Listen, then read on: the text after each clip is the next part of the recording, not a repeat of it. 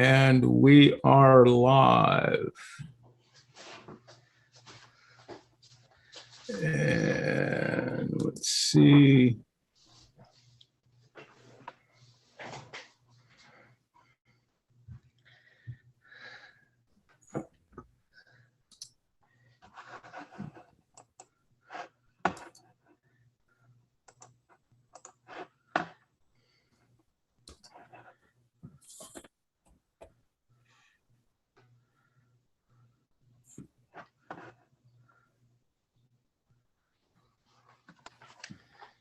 Mike, you're muted. Thank you. Commodore Geiger, Maurice Scott just called me. He has a family emergency, so he can't get a hold of his vice. So I asked him to either get a hold of Ann Chaffee or Ron Hecker. Ann is teaching ox lambs right now. So Ann Right. Ann will not be with us, so.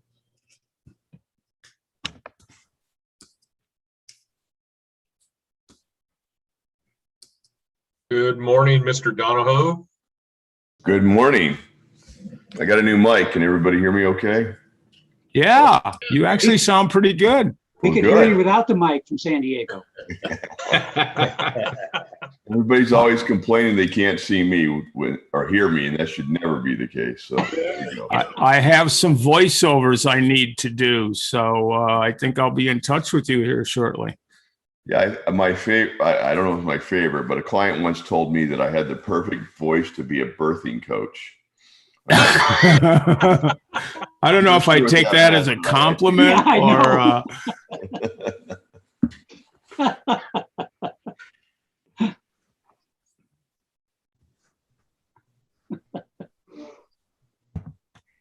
Yes, usually you have a face for radio, but birthing coach, holy cow. Yeah, I didn't even know that was a thing, but I guess it is. I don't know.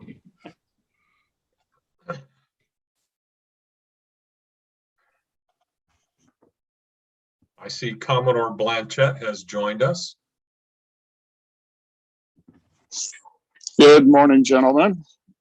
Hope everyone is Morning. watch you. Don't be cussing at us and calling us gentlemen. Good morning, sir.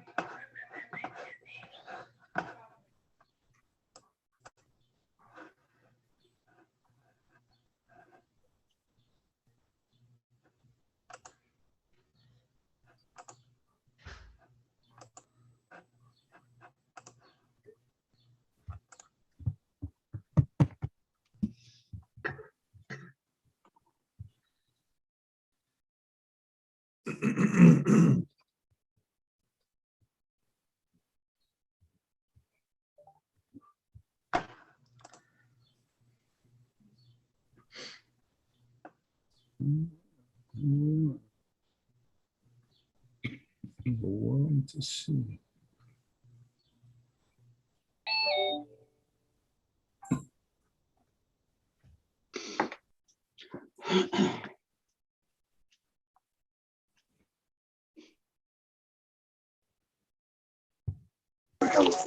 good morning, Commodore Geiger. And how are you this morning?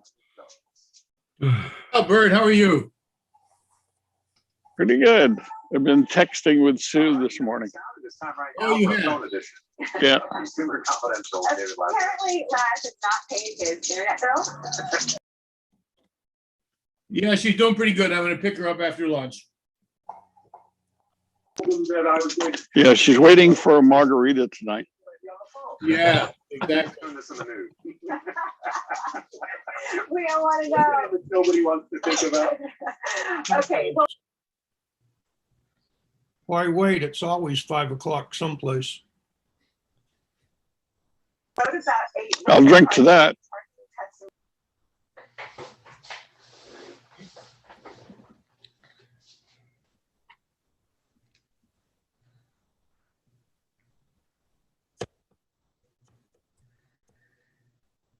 Hi, Virgil and Patrick. Hey, thank you for the help the other day. Appreciate it. You're welcome.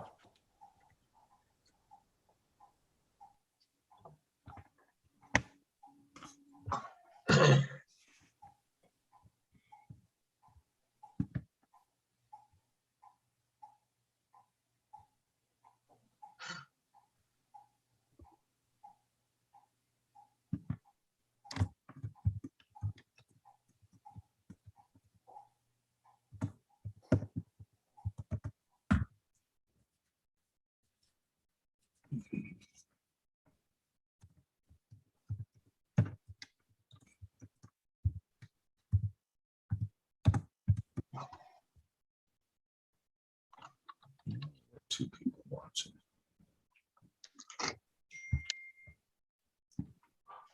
All right. It's a nice background you have there, Chris. The what? That's a nice background you have.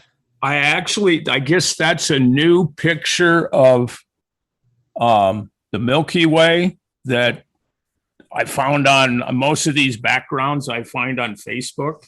Right. I copy them. So are you going to join like the Space Force Auxiliary? I heard they're called the Space Cadets. Space Cadets.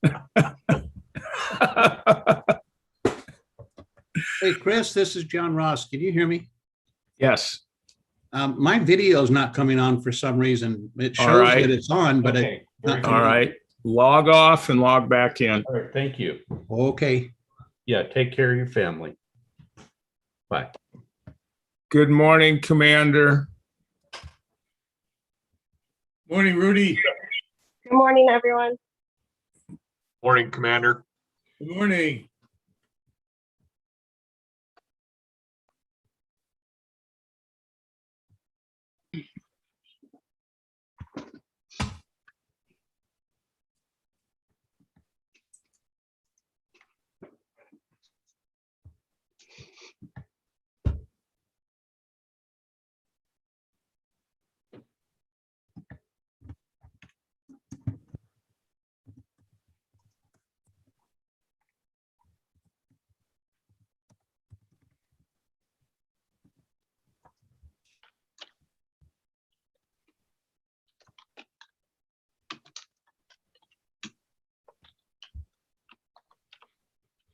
So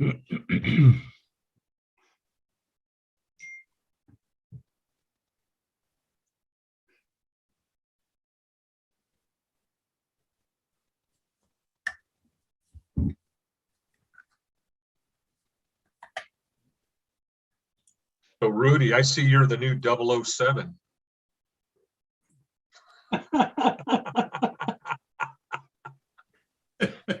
Oh.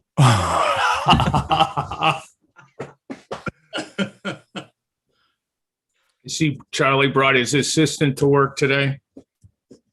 Yeah, he's one of my aides. As you can see, one of the more active ones. Oh, Oh, that's bad. Oh. All right, I'm out of here. Oh, man.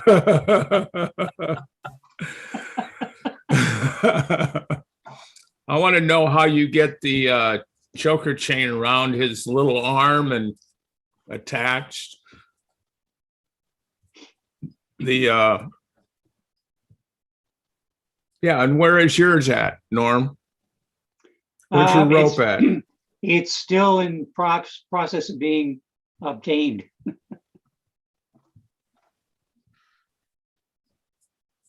Good morning, everybody. I have to get a loan. I have to get a loan at the bank. So, Yeah. Good morning, Randy. How's everybody? Good.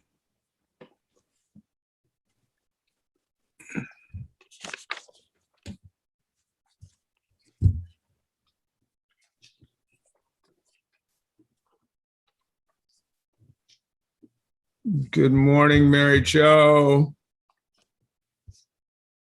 Hi, Chris. How are you doing? I'm doing well. Good morning, Mary Jo. Hey, Charlie. How are you? Great. Good. Glad you could join us. I'm glad to be here. Were you away? Was I away? No, I was not. Not today. Not today, okay. Yeah. No, I'm back to working. Oh, good. Yeah, it's my third job since COVID started. Wow. Yeah. I start August 3rd. Where and what will you be doing? I've got a tour that starts August 3rd and we end up October 17th. Excellent. So you're going to do the same thing you were doing before. All I know how to do. I went to Walmart and they looked at me and go, yeah, right. Go away, buddy. Go away. We You can't work. You can't work here. I'm sorry. Not even at the front door, huh? No. Chris, repeat after me. Would you like to biggie size that?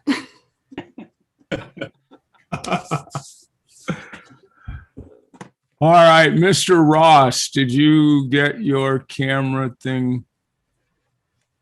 Did he go away? I don't see him. Yeah, I don't see him here. He was on. He was on, yeah.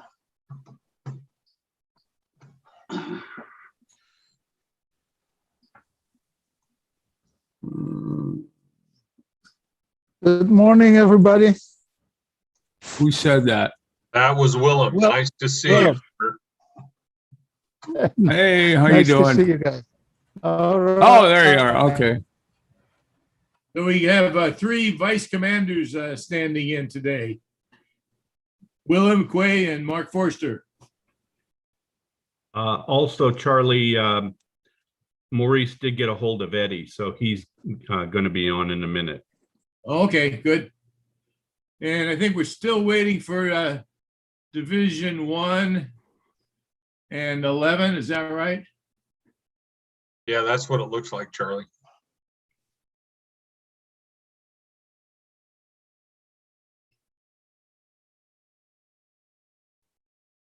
Yeah, if they don't show up in a couple of minutes, Boz and Rod, give them a call. Will do. In fact, already done.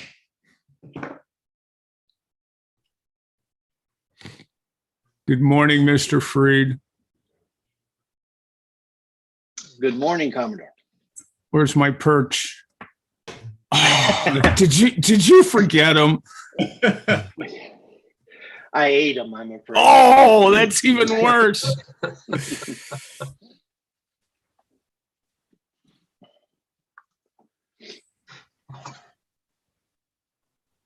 Good morning, Mr. Jacobsmeyer.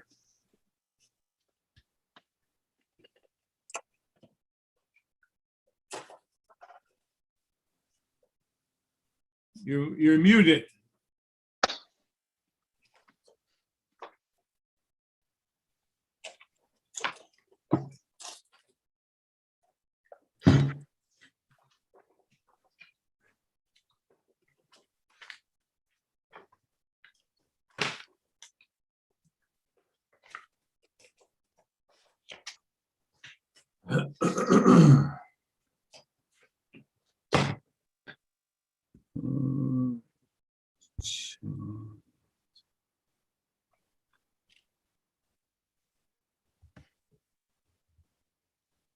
What do we got? We got a couple minutes left. I'm going to go ahead and start the records so I don't forget to start them when I have to.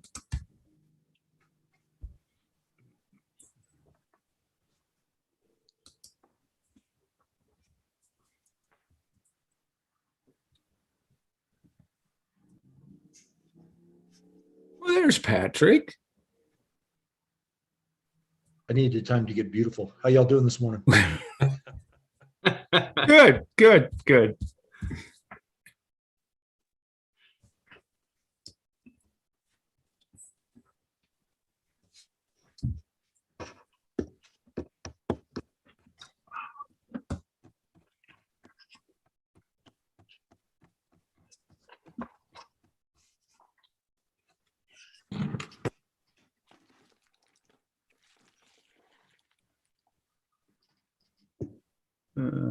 Mr. Peterson's joining us.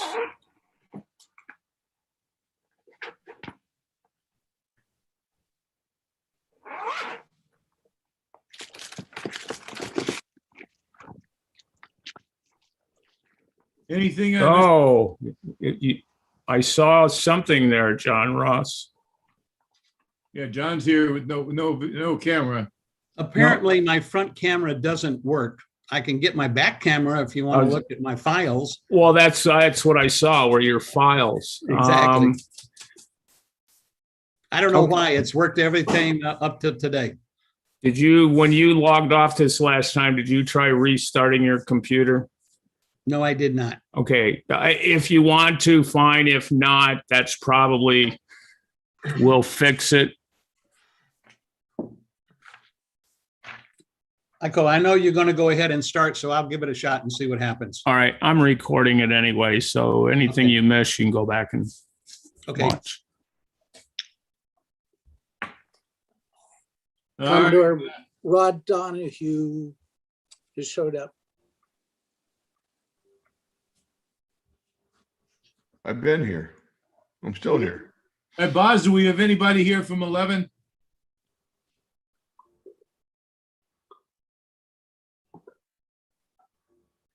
You're muted, Boz. Sorry about that. Yeah, I've got messages out to both the commander and the vice, and they're radio silent. Okay. And the only other one I see missing is Chris Milano here. He is in Ox Lambs and he's going to be back and forth. So. All right, with that, I think we can go ahead and start the meeting. Rick, would you call the meeting to order? Certainly. The district board meeting is called to order. And at this time, Patrick, if you could take the roll call, please. Thank you, sir. District Commodore Geiger. Present. District Chief of Staff Ebel. Present. District Captain LA North Fiamingo. Present. District Captain LA South Bozarth. Present. District Captain San Diego and Inland Donahue. Present. Immediate Past Commodore Harshfield. Present. Directory of Auxiliary Commander Keenan. Present. Division Commander 1 Peterson. Or Vice Commander 1 Eastless. Division Commander 4 Pearson. Vice Commander 4 Foe. Present. Division Commander 5 Brown. Present. Division Commander 6 Palmer. Vice Lieutenant Commander Forrester standing in for him, over. Vice Commander, thank you. Division Commander 7 Cortez. Present. Division Commander 9 Walker. Vice Division Commander 9 Lupati. Present. Division Commander 10 Smith. Present. Division Commander 11 Ziegler. Here. Division Commander 12 Scott. Vice Division Commander Borgwart. Present. That concludes the roll call. Thank you, Patrick. Mr. Freed, do we have a quorum, sir? Yes, we do. And we have a 2/3 membership also. Thank you so much. Alan Carver, would you please lead us in the pledge? Gentlemen, hand over your heart. I pledge allegiance to the flag of the United States of America and to the republic for which it stands, one nation, under God, indivisible, with liberty and justice for all. Thank you, Alan. Mark Forrester, can you give us the invocation, please? Yes, I'll do my best. Father, as we come to you today, we ask for your knowledge and wisdom to deal with the situations and conditions that we are to deal with today. Let us examine them with patience and rely upon our knowledge and abilities to make the appropriate decisions to positively affect the United States Coast Guard Auxiliary. It is with your name we pray. Amen. Amen. Thank you. Rick, do you have any ground rules you want to share? Certainly. Pretty simple ground rules today, gentlemen and ma'am. Cameras on, if you can do that. And please mute your microphones until you are asked to speak. And that is pretty much it.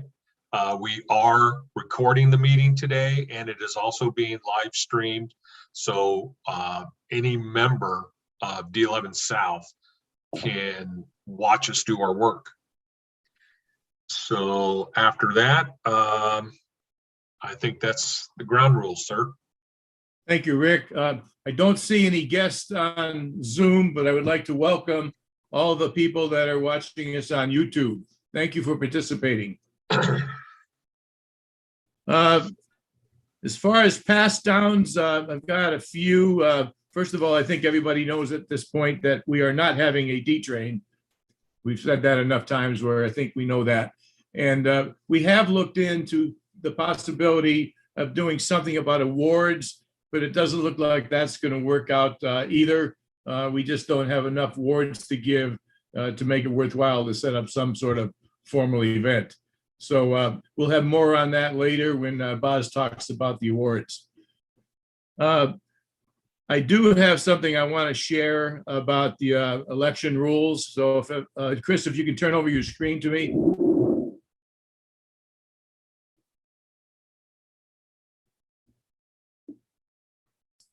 You have privileges. All you got to do is say share screen. All right. I'm looking here. Should be at the bottom where you turn your mic on and camera on and off to be a screen share. Yeah, no, I do not see that. Oh, here it is. I got it. Share.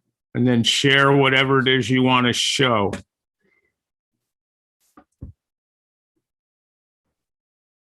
All right.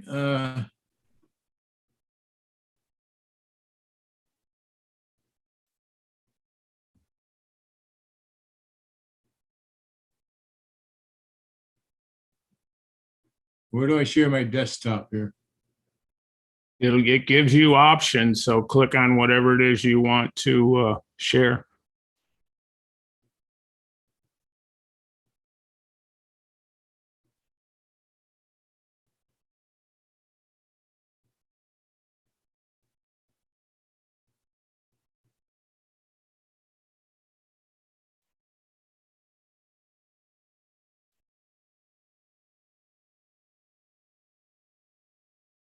You see it?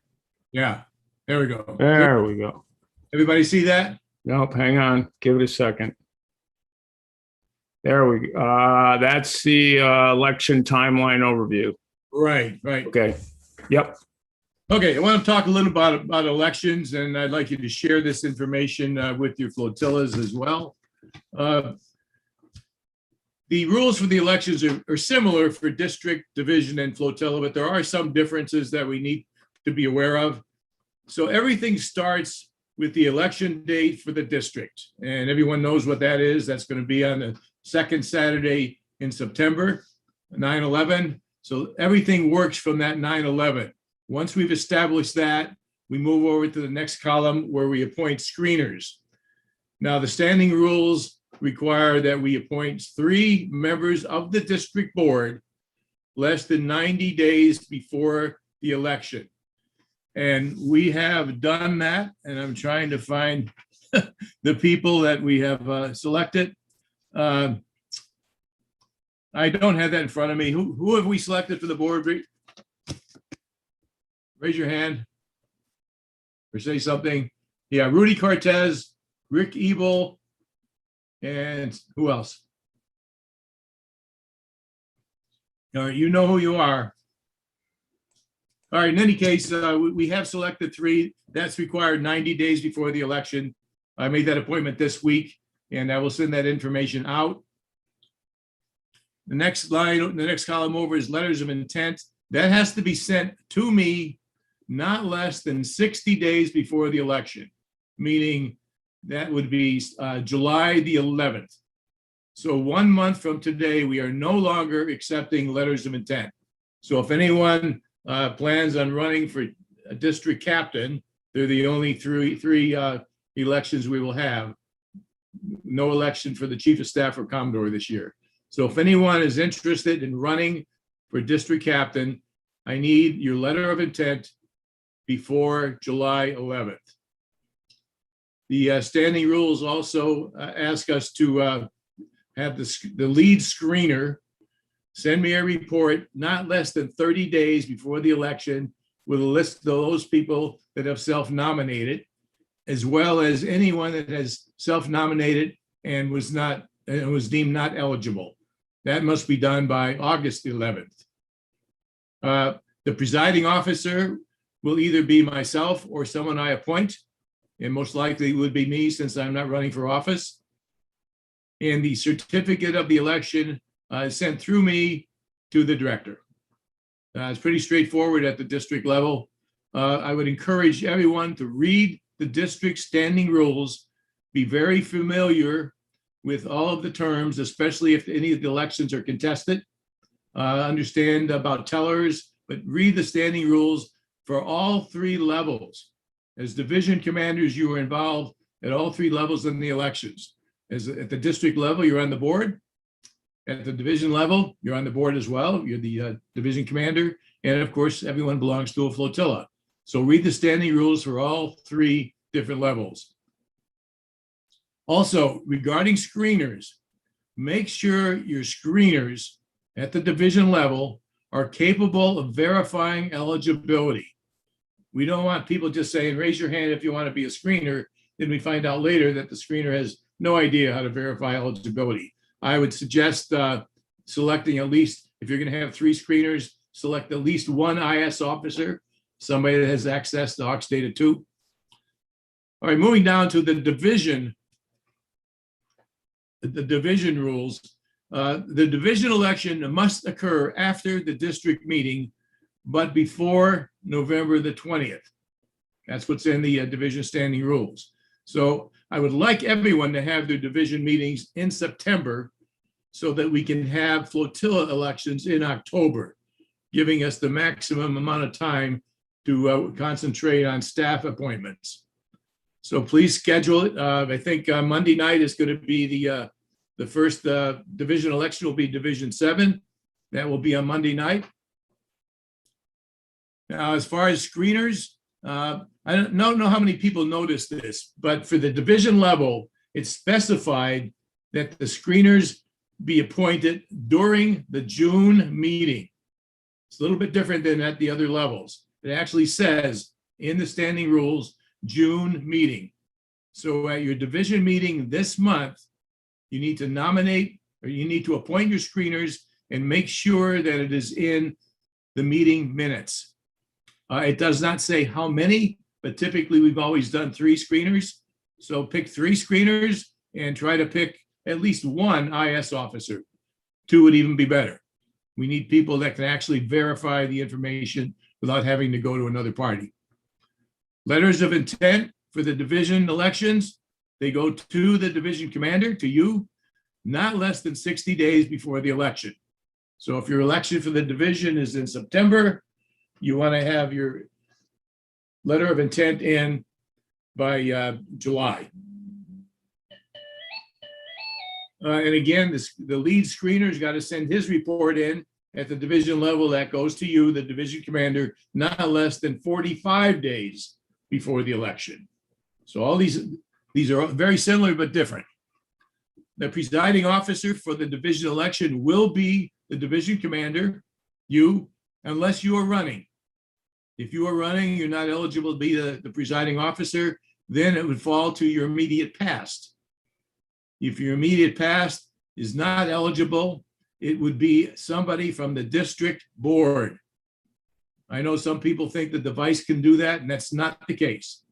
It's either the division commander, the immediate past, or someone you can pick from the district board, and that can be your captain. So at the division level, if neither you or your immediate past is available, ask your district captain if he can preside. As far as the routing of the election certificate, it goes to the district captain within 5 days of the election. And of course, the results of the elections are not approved until DIROX approves it. And lastly, at the flotilla level, that election must happen after the division election, but before December 15th. Hopefully, all of the flotilla elections will happen in October. At least that's the goal. As far as screeners, it specifies 3 members be appointed not less than 90 days before the election. Letters of intent are due not less than 60 days before the election, and the lead screen report must go to the flotilla commander not less than 30 days before the election. The presiding officer will be the flotilla commander unless he's running, in which case it would be the immediate past flotilla commander. That's all that's specified in the standing rules. So if neither the flotilla commander or the immediate past, let me know and I will consult with legal and find out who we can actually preside over that. We just can't pick anybody at all. Even though it makes sense that it would be the division commander, it doesn't say that in the rules. Bill Freed, do you have any input on any of that? No, sir. No, I think that's well done. Okay. And the routing for the certificate of election at the flotilla level is also through the DCAP within 5 days. And once again, the election results are not final until approved by the director. That's all I have. If you go back to the gallery screen again, Chris.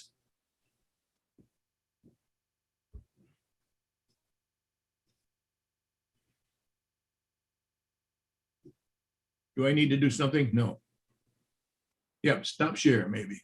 There we go. All right, so as far as pass downs, I think that's all I have. I do have something about the PDCA, but we're going to cover that later in the meeting. So I have one thing, Charlie, about elections. I just want everyone to know that as of right now, going back to electronic elections, I don't think is authorized. So I believe the elections have to be done in person.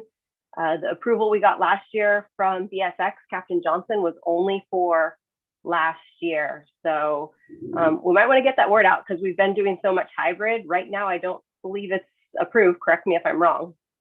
Yeah, no, thanks for bringing that up. And I do understand there could be some concerns. We don't know, but there may be members that don't want to go to meetings yet, even if they're allowed. So something could change between now and the elections. It'll be interesting to see what they do at NACON. I'm not sure if all of the district commodores will be attending NACON, and if not, can they participate electronically? The answer at this time is no, but if that should, they'll be letting us know. Yeah, and I would, if people hear some major concerns, let's route those up the chain of leadership. I have no problem passing that on to BSX to see if they're going to do anything, but I just wanted to get it out to everyone that we shouldn't assume that there will be electronic elections this year. And per our phase 3 guidance, we can do in-person meetings. So yeah, that's all. Thank you. Thanks, Commander. Since you've already got the floor, can you give us your pass downs? Sure. Okay, everyone. Sorry, this one's going to be a little bit longer than I usually do because I'm the only one from DIROX on right now. So to start on that, OTO did depart. Mr. Devoy departed on Friday, and he wanted to pass on his sincerest gratitude to everyone. He definitely enjoyed this tour, and it was very fulfilling. He's sorry that he didn't get to say goodbye to more people in person due to the COVID circumstances. but yeah, so he has moved on. Our new OTO will be reporting mid to late July. So and the hiring process for a new civilian is going slow. I keep asking HR and they just keep telling me they're understaffed and things are moving slowly. So I don't have a good estimate on when we'll have a civilian there. So I am very thankful, cannot express how thankful I am for the auxiliary members that are DIROC staff and how much they've been helping us out. With that being said, I need everyone to ensure that they email the shared box, because I will have the North OTO monitoring the South shared box so that he can assist me. And then YN2 and I will be tackling the shared box and getting it out to those auxiliaries that are their staff. They're helping us. Desiree, Richard Weiss, Chris and Shake, Chris Mather and Shake. We would not be getting anything out, honestly. It would be so slow. So if you see those people, if you have interactions with them, thank them. I thank them, but also have patience and also know that they're acting on my behalf. A lot of things they'll ask me, you may not see them asking me, but they do, what they say has most likely been run by me and it's what's going. So with that being said, a little visitor.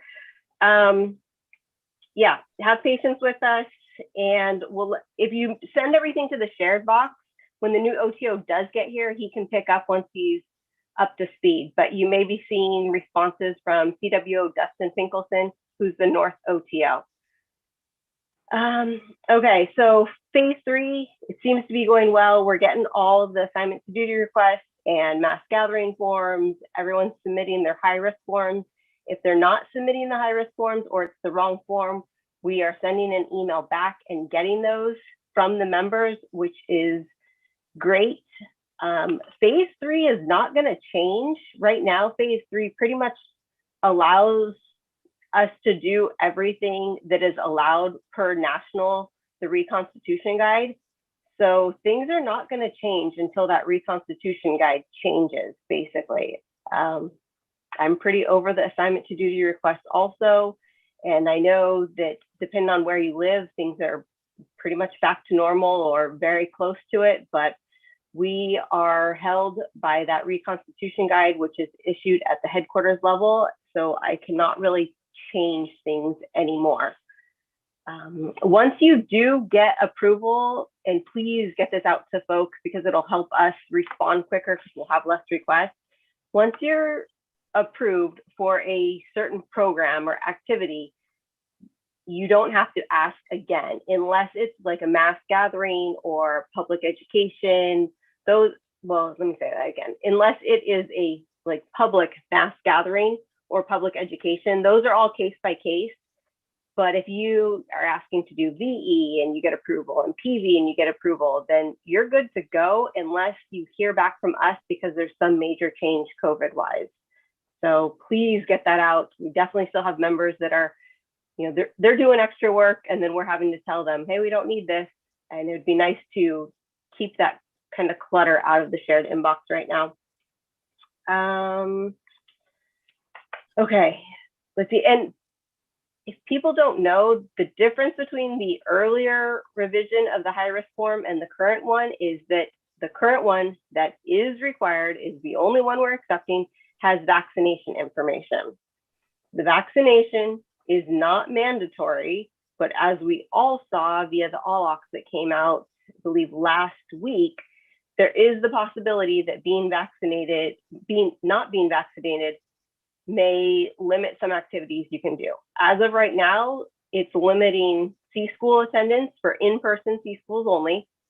And I have heard that there are some stations or units that may not be letting non-vaccinated personnel kind of get back to integrating and standing watch with their active duty members. That is at that unit's discretion, and they have their own reasons, and that's just one of their ways to mitigate risk and bring down risk for their members.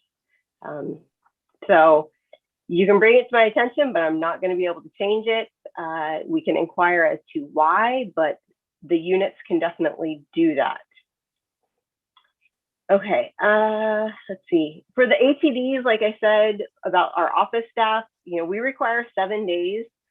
I have been in, and we've all been into the shared box and responding. If you don't give us 7 days, you're likely going to get a response like the day before or not at all.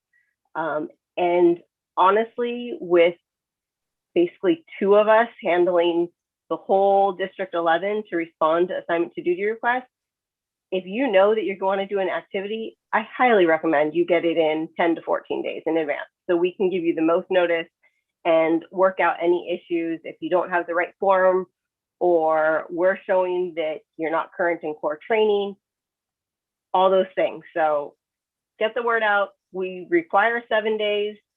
We'll do our best to get things that are submitted less than that, but it would probably be smart to try to get them in 10 to 14 days.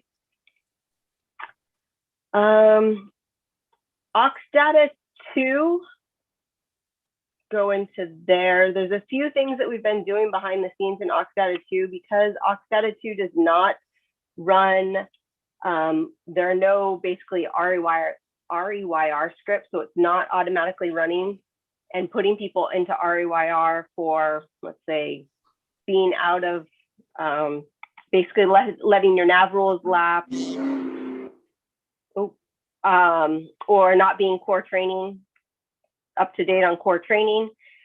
So we are going in and we are putting people REYR. If you are going REYR for the nav rule 70 or 95 lapsing, you will be put in you actually aren't going REYR, you're going into an admin status and there will be a note. And we did that because with admin status, we can put a note and tell you why basically you're red and not currently qualified in that competency. There's another one that I'm going to be doing starting next week is Shake has been going through and we found that we have about 45 to 50 PLBs that are issued right now that are expired. I'm going to be putting those members in an admin status also. I can't have you out. You don't have the required PPE. If it's expired, it's not current PPE, and if you're out of compliance with the PPE that's required, I can't have you out doing a patrol and you'll be going into an admin status. There will be a note there. Once you respond to Shake or the shared drive and turn in your PLB, we get you a new one, then I will take you out of that admin status. Make sure your members know that. Again, if they look in there and look at the comments, it'll be fairly self-explanatory for her, the notes, but FYI, those are happening behind the scenes because Oxdata 2 won't do it automatically.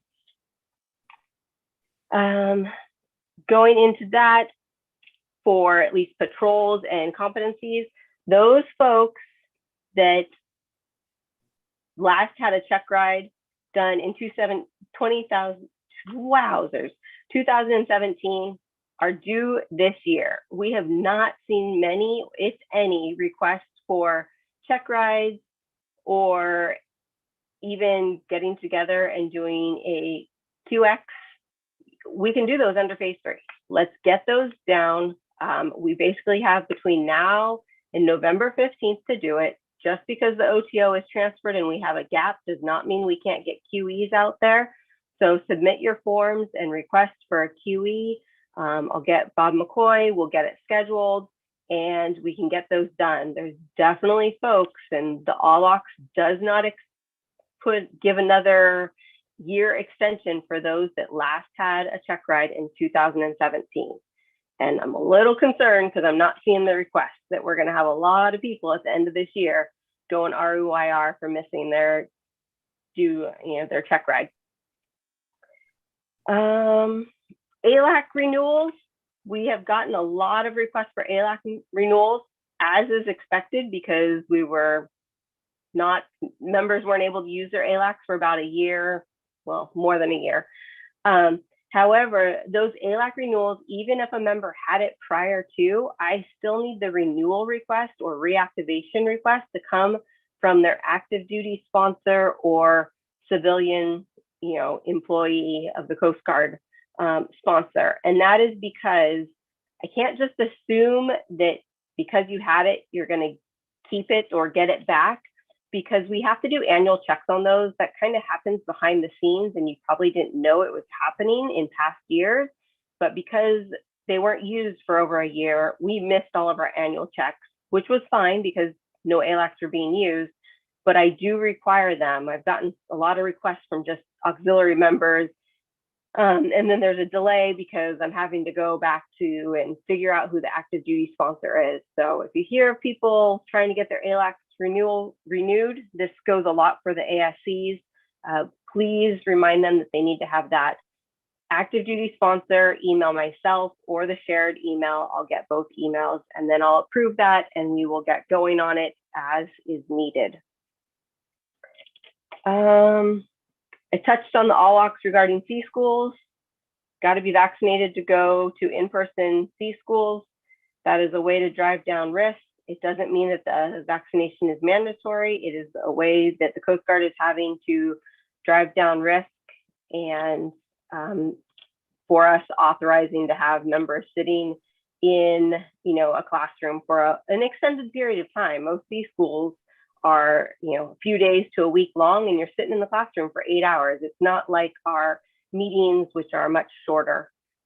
So if there's any questions about that, I can kind of address them, but that was a headquarters, policy that came out. So I was not involved. I was caught off guard by it. And we had to go back and check a whole bunch of STTRs that had already been processed because we didn't know that that was a requirement either. Let's see. That's done, that's done. We've gotten requests, and I thank folks that are kind of the POC for either the government trailers or even the like comms towers that we have, the radio towers that we have. We've gotten all of the requests for trailer maintenance and the batteries for those radio towers. They've all been put on order. Once we get those into the office or we know that they're being shipped, we'll let the POC know. But those were completed, and hopefully we'll be getting them soon. And I think the last thing is, if you're getting an error in aux data 2, please put in a trouble ticket, submit a help ticket for that. We got a lot of emails. I don't know what was going in aux data 2 last week, but we got a lot of emails about errors to the shared drive. We were getting the same errors, and we don't have any control over those errors. So the quickest way to get a response or to have the aux data 2, company and the auxiliary members that are helping run that program know that there's an issue is to submit a help ticket straight from them and include the error code, or if you can, do a screen capture and include it for them. Okay, I think that's it. I'll open it up to comments and questions since that was kind of a lot.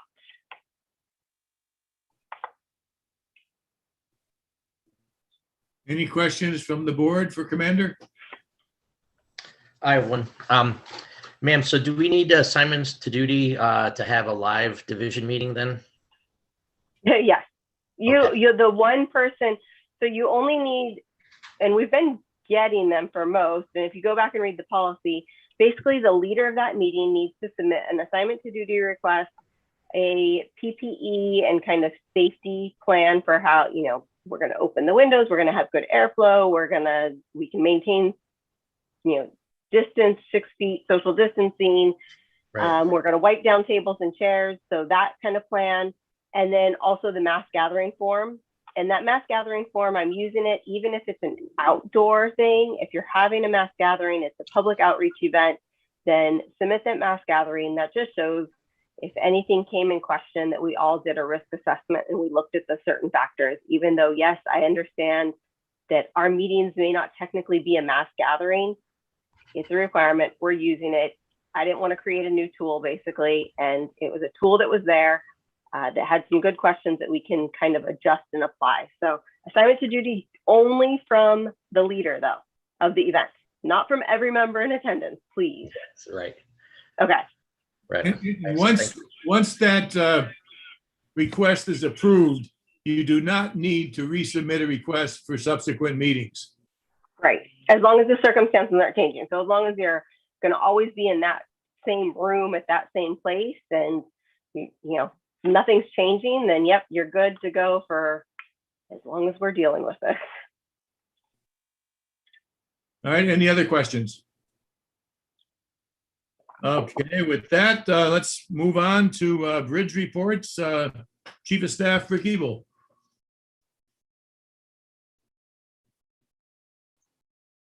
Okay, thank you, Commodore. I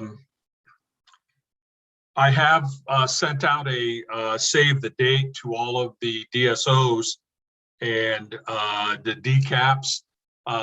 Division commanders, I apologize. I should have copied you and I did not. On July 17th at 10 a.m. in the morning, we'll be having a district staff officers meeting. It really to help keep this meeting shorter. So that's one thing. I will get that email sent out to you later today, I hope. Let's see. Response times to emails and phone calls. Most everybody responds in a reasonable amount of time, and the definition of a reasonable amount of time is within 24 hours. If you get a phone call and you can't get back to us, please just send us a quick email saying what's going on, when you'll get back to us. And that will help us out with the situation. The other thing with emails and on reports, not just division commanders, but also staff officers. I know the Commodore and I, we go down to the bottom of those reports. And first thing we look at is what kind of help you need from district leadership. Just remember, guys, if you're going to put something there, know your facts, because we are going to get back to you and ask some questions, and we need some really good definitive answers. So just know that we'd appreciate it, and it helps us help you. Other than that, I want to thank everybody for getting their reports in. Division commander, well, you guys don't work with my staff. Anybody here that's a DDC, and I'm not, I think Randy is our, and Chris. While I have you here, please remind your DSOs to get their June reports in. I need your reports by the 28th. I also told that to the DSOs because I have to do my report for the Commodore, my quarterly report, by July 1st. And that would help me out greatly. So if you could pass that message along, I appreciate it. That's all I have, Commodore. Thank you, Rick. Next up, immediate past, Commodore Harshfield. You have anything to share? Yes, I have three quick items. Number one, last week I sent out a notification about our Everbridge drill that's going to be coming up soon. I don't know when. I put Murphy in charge of it, and he's going to hit the button whenever he feels like it. Keep in mind, even though we aren't first responders per se, something happens, we're not going to go out fight fires and that stuff, but we are the first responders to make sure that our members are okay. With fire season coming up and the Everbridge program, I can pretty much dial in where that fire is, do a 10, 20-mile circle, see if any members are in danger, and then send out alerts from that. With fire season coming up, if you get a flare up in your area, run it up the chain. Charlie will get a hold of me. We'll figure out if anybody's in the area. And we've also asked that the vice commanders help in this exercise that's coming up. The flotilla commanders may not always be available. So, anyway, look forward to that. I don't know when it's coming, but when the message goes out, it will be going out district-wide to everybody. So please encourage your members to reply to it. So we know if the system works and any errors we can fix. The second item I have is we are doing, we have a risk management TCT scheduled for the 23rd, 24th, whatever that Tuesday, Wednesday is. We're not going to kill us like we did last year. We're going to do one Saturday and one Tuesday, Wednesday coming up. We got a pretty good share of people knocked out already, but we have a bunch more people coming. So they need to pay attention, look on the district calendar. As soon as we book it, I will get it listed up there. So we are going to have a couple more classes coming up here shortly. Last item, I need election dates so I can put that information on the district calendar.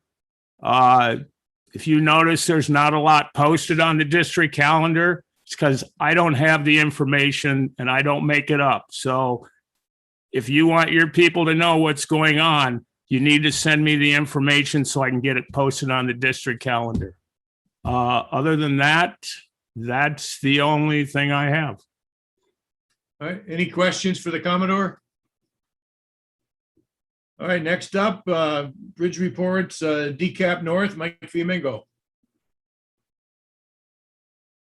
You're muted, Mike. Thank you, Commodore. Just wanted to be brief. In Division 4, we've had some real good success with virtual public education classes and real good attendance.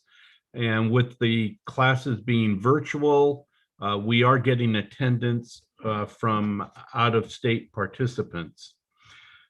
Division 7 for National Safe Boating Week, we covered the coastline pretty well. We had Ventura with an event with the PA booth, as well as vessel examiners, and also in Morro Bay and Port San Luis. To me, the highlight was a safety video that was done with the crew from Station Channel Islands Harbor. In Division 12, they are cleaning up some problems from finance reports that were missing, and they should have that all cleared up shortly. And working on people who are in rear for operations. And that's all we have from LALB North, Commodore. Thanks, Mike. DCAP LA South, Michael Bozart. Thank you, Commodore. I'm going to start out with just a couple brief comments, and I'll keep this whole thing short as requested. But across the 5 divisions, we focused at the beginning of the year on kind of a big 5. And I'm going to cover 3 of those with you because I think we made some real progress on all these fronts.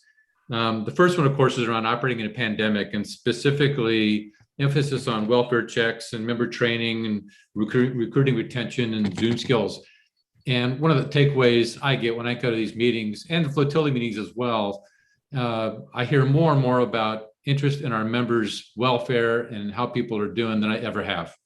And that's a indicative of maybe the environment we're in, but I do see both the leadership and the day-to-day members really showing a lot of concern for their fellow members. And I think that's worth mentioning. The other item we focus on is collaboration, and this is across divisions as well as flotillas and the disciplines, all the different SO departments. And one of the things we committed to is have all the division commanders attend at least one other division meeting, and they've all done that. In fact, there's multiple visits now, and that's just to share best practices, share goals, and look for opportunities to team across divisions. And in turn, the commanders are encouraging their flotilla commanders to do the same thing within their division.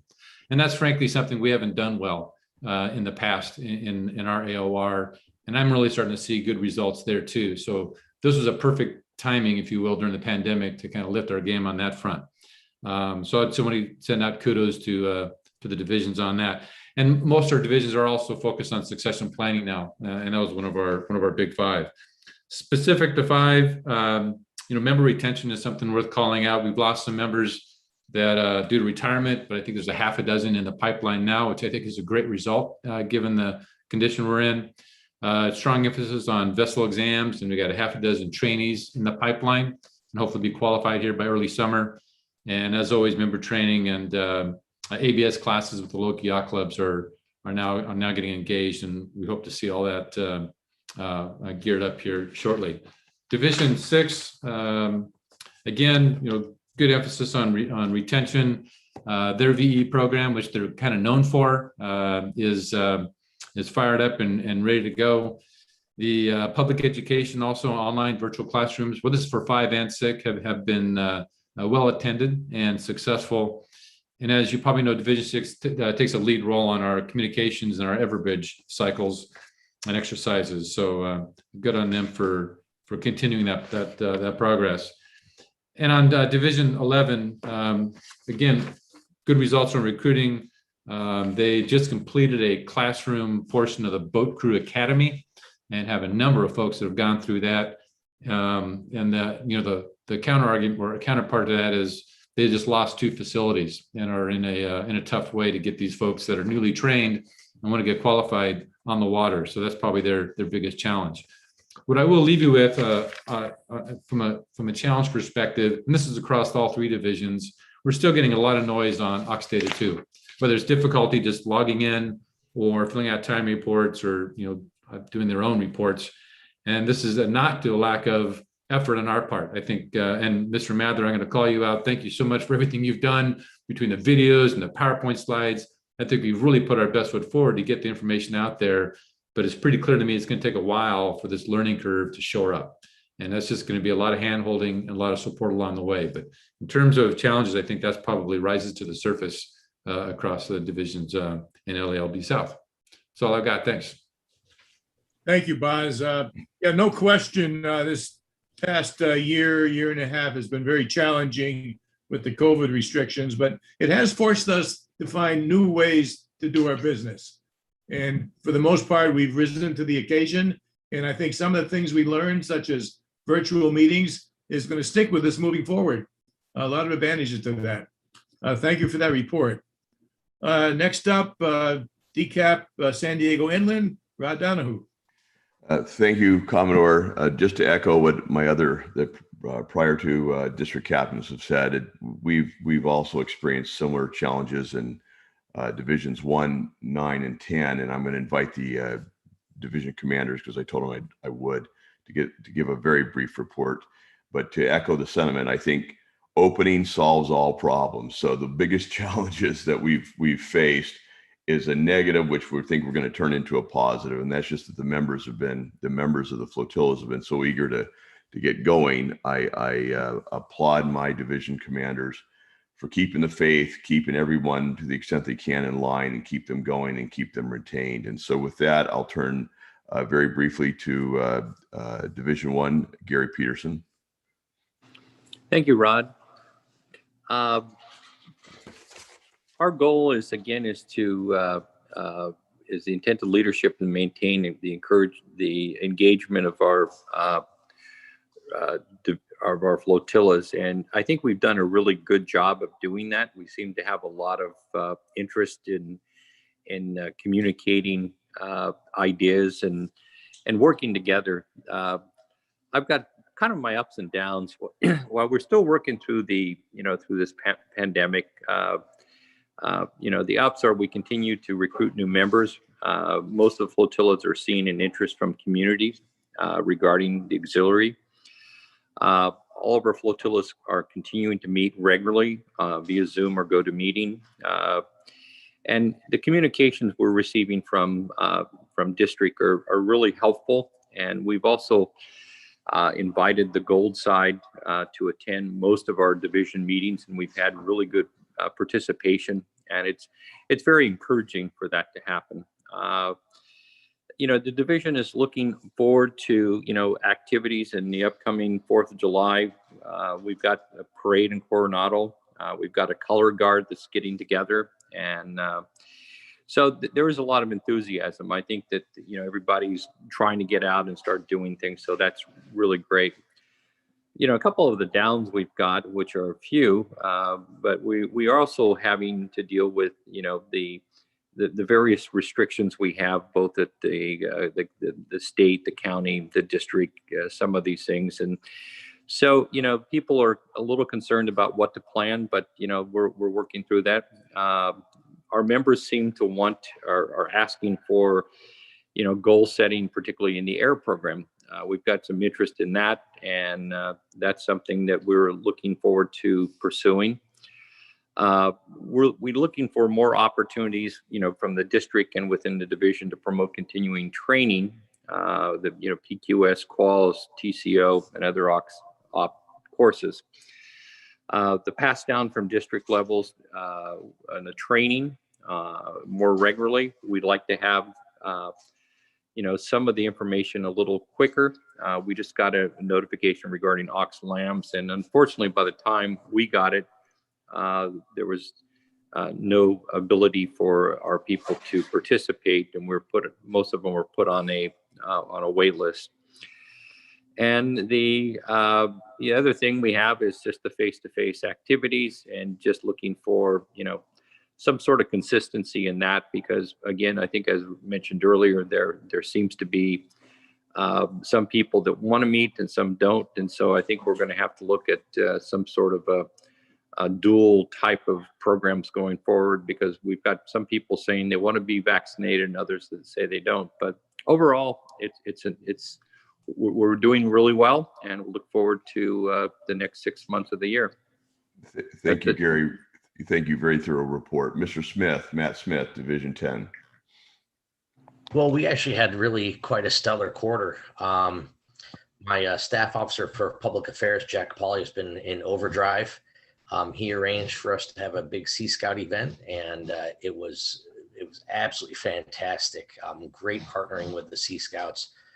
We also had a great event with Arizona Game and Fish, who was extremely supportive of the auxiliary, where we exchanged life jackets, and then we're planning a new life jacket exchange for July. Both events, Jack really did a lot of good legwork to make these happen, and I really can't praise him enough for the work he did. Another member, Sydney Hay, whom you all know as a DSOPB, managed to get a declaration from the governor of Arizona, Doug Ducey, for National Safe Boating Week. And then there was a little surprise invitation from the Arizona Senate for us to be, as the auxiliary, recognized for National Safe Boating Week. So those are two huge, huge events. I mean, to get that kind of state recognition from the governor and the state Senate is phenomenal. And so I have to definitely thank Sydney for her work on that. And so we have some events that are going on extremely well. And I think those events have really given people in the division a lot of hope. I've noticed like a slight turnaround in attitude. I'll have to admit that people have been negative for quite a while. But I think having assignment to duty to those events, and then those events being as successful as they were, have really kind of started making people realize, like, hey, you know, it's time to wake up. It's time to get active again. And we also had a great member training for operations, where the SOOP, Diane Kiesel, ran an online class, and it was very well attended and very well received. A lot of people enjoyed it and have said very good things about it. So, and then also we had a few members get their OXOP during the downtime. So it's been nice to see people staying active and doing what they can during the downtime, and making good use of the downtime. And I know we're all looking very much to actually having some uptime, let's call it, right? And start getting like an ops tempo that is really, you know, kind of, I don't know if you guys are really all that familiar with Division 10 historically, but we're like during the summer, the Arizona Lake activity is really hyperactive, and historically we've been a very heavy and fast ops tempo organization, and that's, I think, why it was so hard for us to kind of take a hit over the past year and a half or so, and members are really looking forward to that. We are still having a few difficulties in that Bass Pro Shop was one of our longtime partners, and they've just completely cut us off because they're nationalists saying that nobody can use the meeting room. They don't want any kind of activity going on. So that kind of hurts. But Arizona Game and Fish has picked up, and they've offered meeting space. They've offered a lot of partnering. So we have a lot to look forward to going forward. Thank you very much, Mr. Smith. Great report. And last but certainly not least, we have Mr. Lupati, who is the vice for Division 9, standing in for Mr. Walker. Mr. Lupati.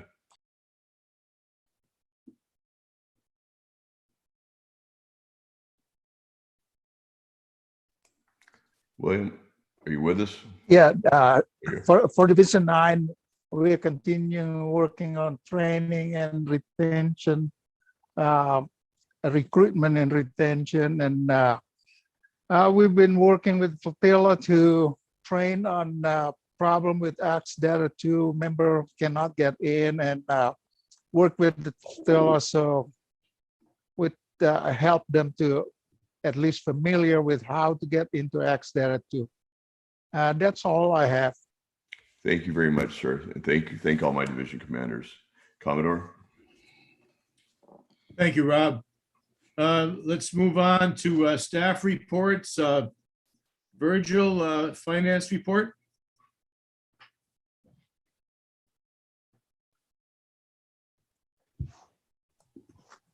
Okay, hopefully everybody got a copy of the finance report. As you can see, there's been very, very little activity this year. Hopefully that'll pick up for too long. Second quarter new member dues should be going out to everybody on the second part of July. Other than that, any questions? Anybody? Okay, thank you, Virgil. Next up is review of the minutes from the last meeting. Patrick? Thank you, Commodore. I submitted the corrected copy of the minutes for approval. As of today, it is up to date. Are there any questions or concerns or any edits I need to make?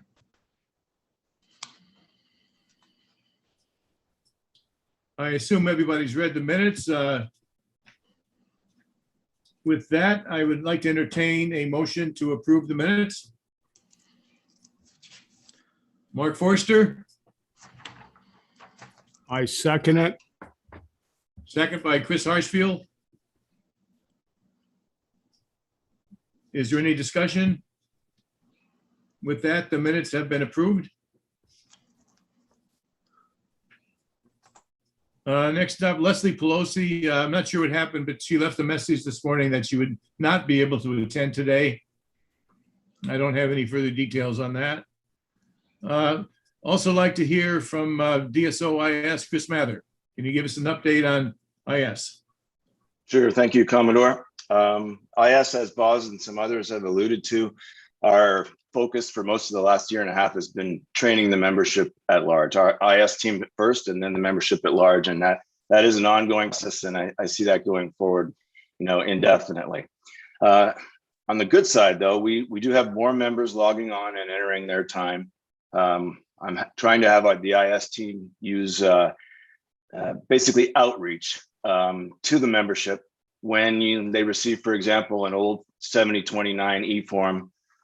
We reach out to them and explain to the members that it's going to take them probably less time and it's easier to do it in Ox Data 2. So we're working through the process.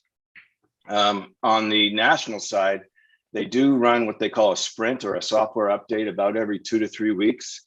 And they're slowly but surely making the system in general more user-friendly, okay? The downside of that, which Commander Keenan hit on pretty hard, is that some of the things we really need to do for the last 18 months, they haven't done yet for whatever reason. And the big one, of course, is REYR scripts. We haven't had one run since the end of 2019.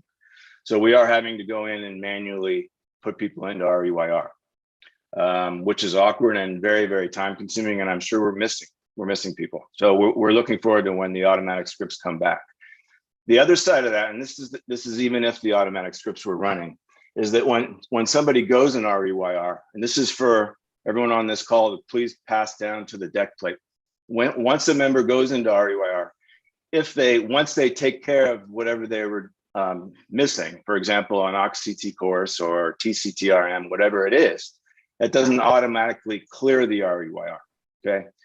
DIROC's office via the shared mailbox has to be notified for each individual member for them to be able to clear an REYR or a REW, okay? So that is very important. It doesn't happen automatically, never has. One final comment, they've summoned basically all the DSOISs nationwide to NACON on paid orders for 2 days of closed session. I have no idea what the agenda is, but I'll be excited to come back and report, hopefully some good news coming out of NACON. That's all I have, Commodore. Any questions for Chris? I don't have a question, but I have a comment to add on. Sure. This, Commander, and then I'll go back to the questions. But speaking of the updates and the changes they're making to Oxdata 2, if you got in Thursday morning or later and you look at your member page, your profile, you'll see that now kind of at the top, there's 2 checkboxes. One used to be for, I think, BQ or the boating safety course. And now there is a little red box for everyone because we haven't gone in and changed them for if you have your risk assessment form submitted to DIROC. Okay, they just threw that in there. I noticed it before they even publicized it, and it's a little late in the game. So we are now, I mean, we have hundreds of these things that currently we would have to go in one by one and update. It will be a nice tool because when you have a mass gathering or you're doing your meetings, you know, one of the requirements of the leader is to see that everyone submitted their form. So it would be nice if you could now go in there and look at all your members, run a report and see that they're all green, have checked that in.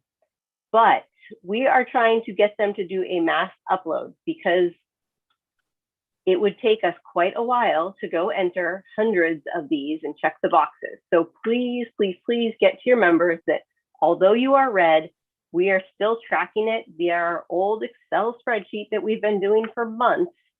And we will, you know, check there before we approve or deny anything and give us time because we're really hoping not to have to go in and one by one update these for everyone in the district. But don't send emails, or if you do send emails, I'm going to tell you, hold on, that's not accurate yet. It's in there, but basically we're not utilizing it yet for our district because I just don't have the manpower to start one by one unless they tell me that's the only option I have. And then it's going to take us quite a while.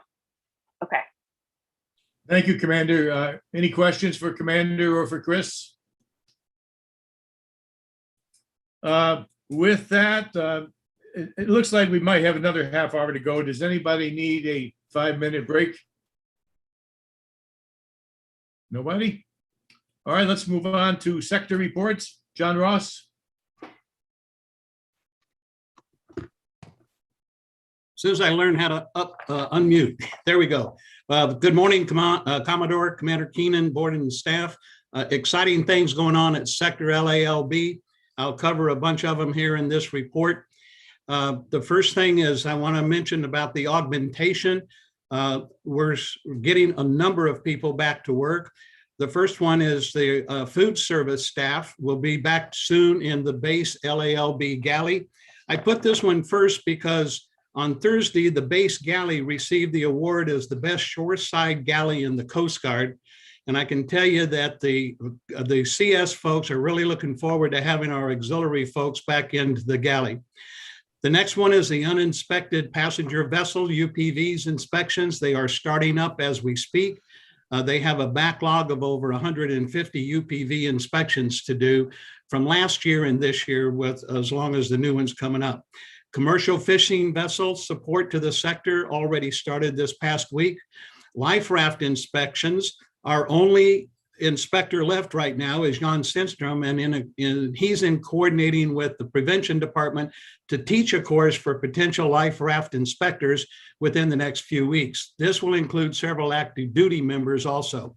We have a dozen members or so who have expressed interest in that, plus working on marine safety qualification. The MS training will begin over the next couple of months in cooperation with the DSO.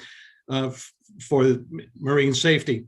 Marine domain awareness, MDA patrols will also begin. There's already some authorization in the sector for that.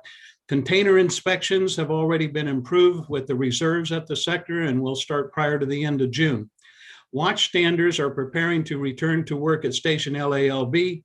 We already have auxiliary members working at both Station Channel Island and Station Morro Bay. Our biggest delay for watchstanders and for the processing of data to other augmenting activities at the sector is the delay in getting our LDAC cards, limited data access cards. It is slow, and Commander Keenan, thank you for your mentioning about that. I've been in coordination with the sector response chief and his staff for a better understanding of what OpFacts we have available now and the potential for doing additional support for the sector and for the stations. Since the first of the year, the sector has received 95 requests for surface operational patrols within the AOR. So far, 67 have been completed, and 3 more patrols are scheduled for today. There are 9 more future patrols that have been approved for the rest of this month and several already for July. There is a special operation being planned for Monday and Tuesday being run by District 11 and their staff from Alameda that involves the use of our OpFac Easy Does It for an event at sector and working with station LALB assets. This is going to be an exciting one. I look forward to a report following that. The Prevention Department Waterways Management Division has been coordinating with us to support marine events starting today. Our first event for the season is in Ventura with 2 operational facilities at the Ventura Outrigger Challenge. Also working with Waterways Management for potential coverage of July 4th fireworks programs. There are currently 14 fireworks programs along the coastline. Unfortunately, we only have a few operational facilities that are available to support the waterside safety zone for those events. On the public affairs arena, you've already heard from Division 7 about the National Safe Boating Week as they opened it up with 4 different events in the same 2 days at Channel Islands Harbor, Ventura Harbor, Morro Bay, and Port San Luis. And they appreciate the distribution of the sector's new Fire Trifold handout and also of getting the paddlecraft stickers out to the boats. There actually been a number of cases where having those stickers on the boat have helped the sector not having to respond with a lot of assets. And they are also very excited about having their new sticker or their new trifold included on that really neat Division 7 website.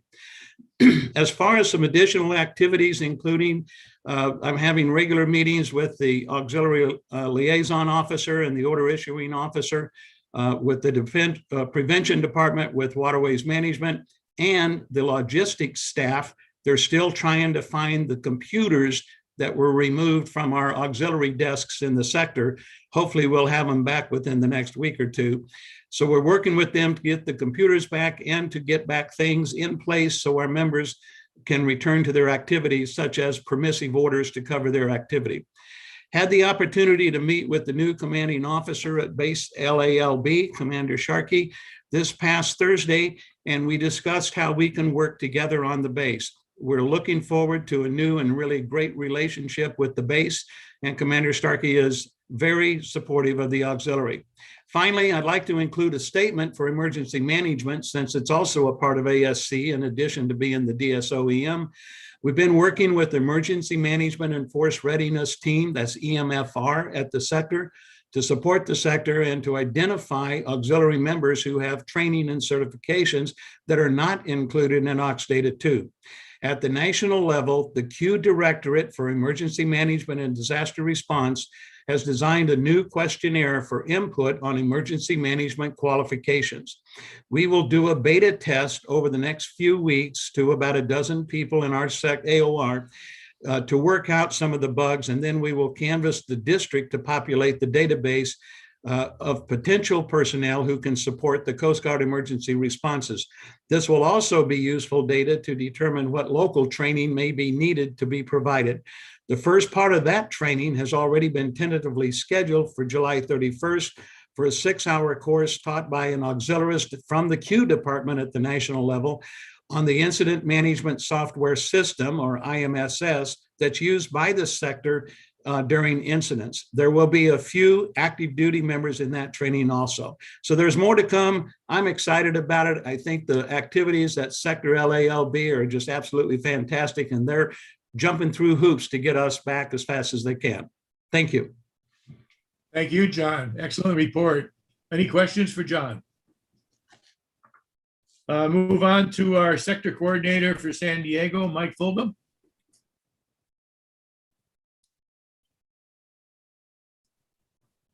Thank you, Commodore. We're pretty active down here in Sector San Diego. I just had a meeting with our 3 OXLOs that are assigned to sector. Lieutenant Commander Scott Verag is our OXLO Air.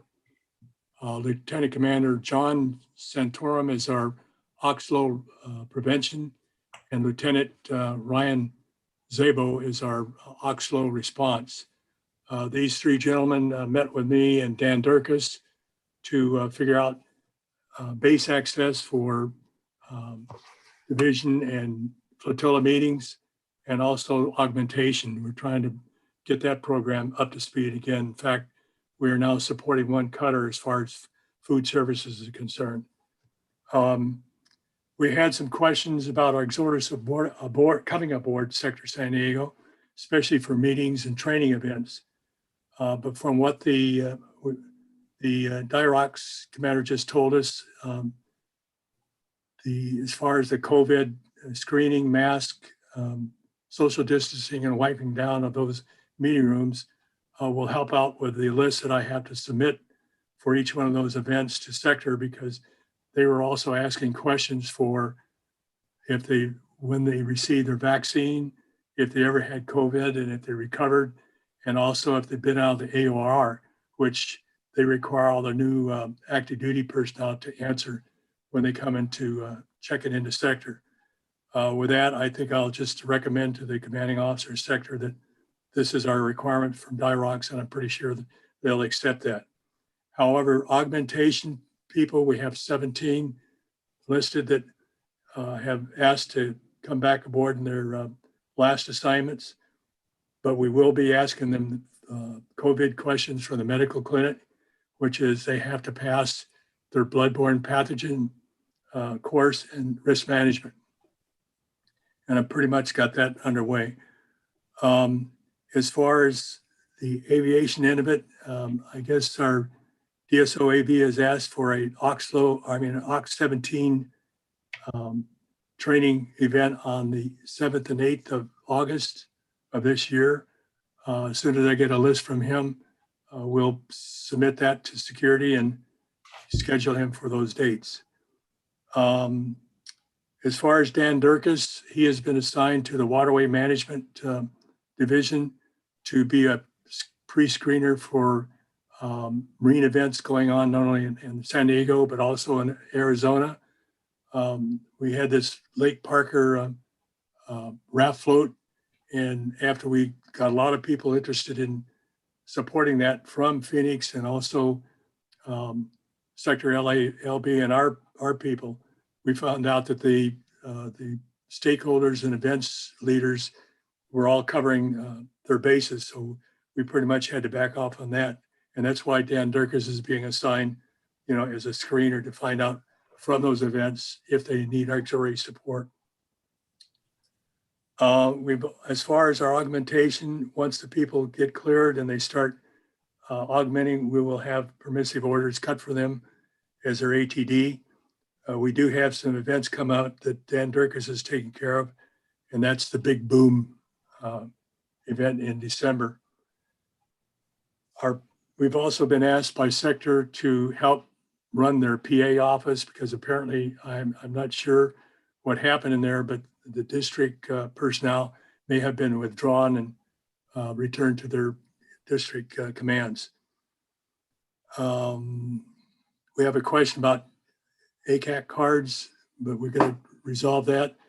What I'd like to find out from D11SR is who's our point of contact as far as the petty officer that handles that process.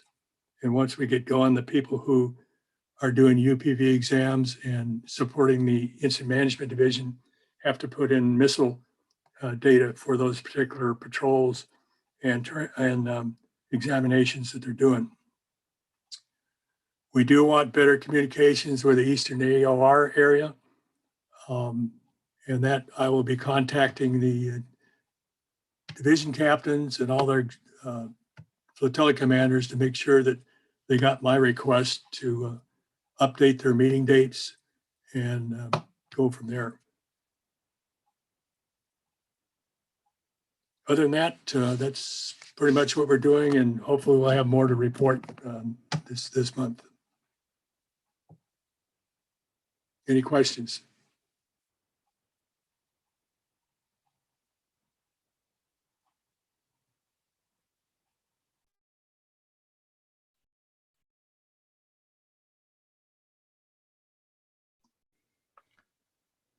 Charlie, you muted.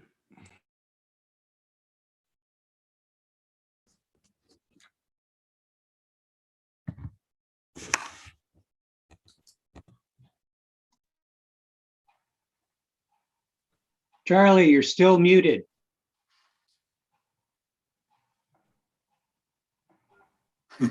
Okay, you probably missed some very important stuff.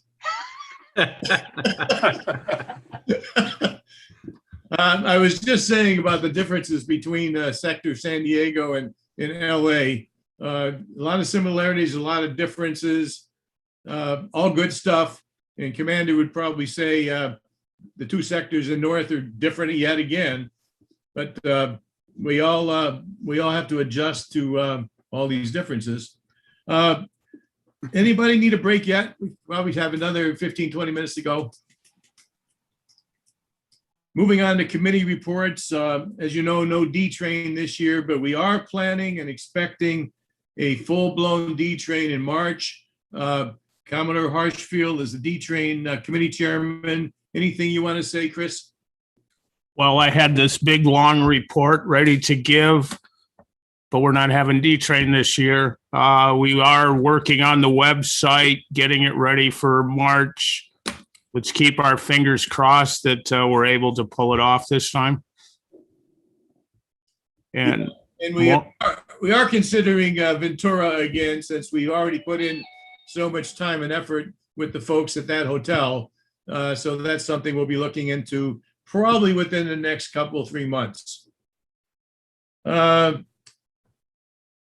Continuing with committee reports, the audit committee, Mike Fiamingo. Thank you, Commodore.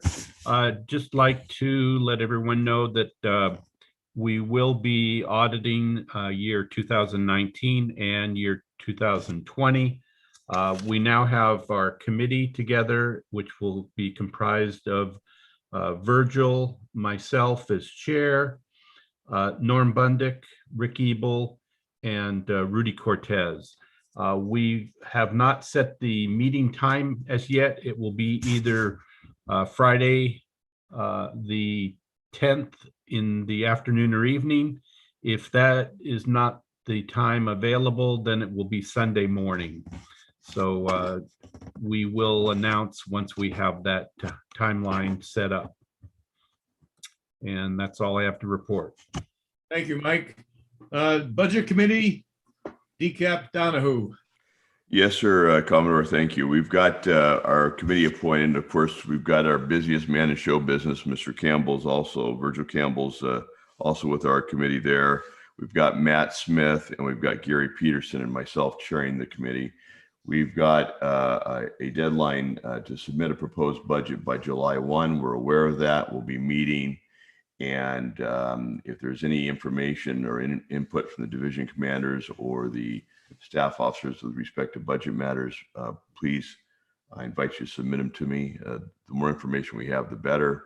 Additionally, I am aware that there may be some a presentation with respect to special presentations submitted today that may impact budget matters. And if it does, that'll also be considered in the budget that's submitted will account for whatever happens today in terms of votes. That's it, sir. Thank you. Thank you, Rod. Boz, can you give us an update on awards? Yes, sir. I'm gonna capture the screen and get something posted here. So just give me one moment.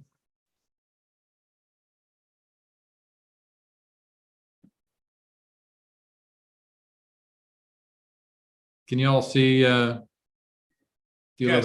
11? Okay, very good. Okay, I've got about half a dozen slides to run you through. Let me start out by thanking the awards committee. As you can see there, it's made up of myself, Commander Harshfield, or Commodore Harshfield, Norm Bundick, and Chris Mather. In addition, Alan Carver, Leslie Pelosi, Commodore Geiger, and Chief of Staff Ebel participated in all of our meetings. And while we met 3 times prior to this, there's a lot of work done behind the scenes. So I'm pleased to present our recommendations to you today. And I'm not able to advance here. Let me see what's going on. Here we go.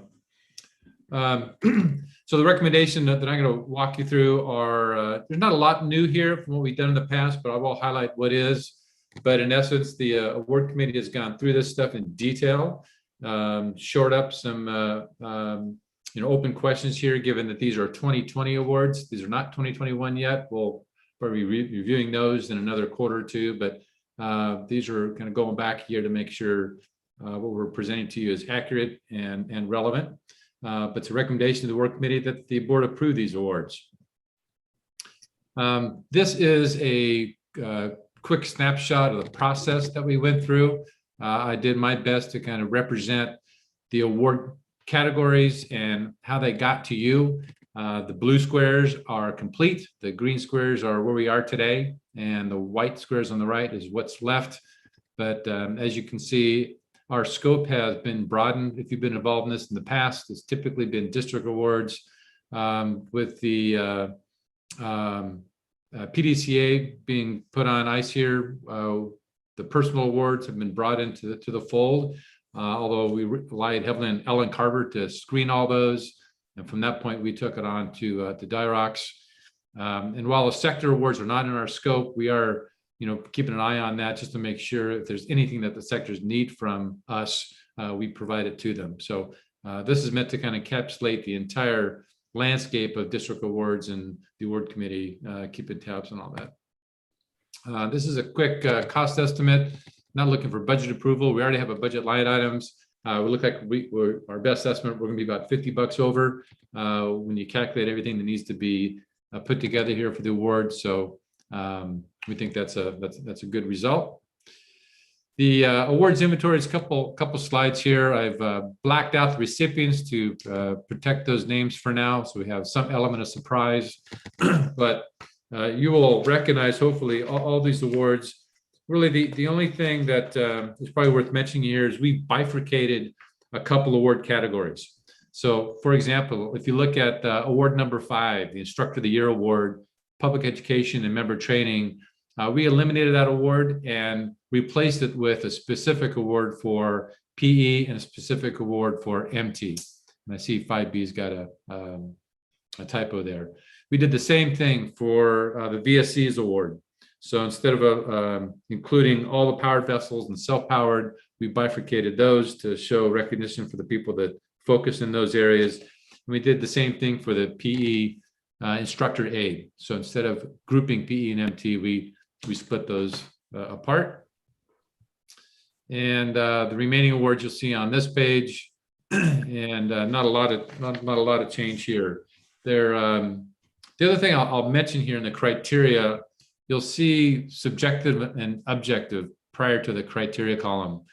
And the objective criteria is simply calculated. And Mr. Mather's been critical for running those reports for us. The subjective were our nominations by our DSOs.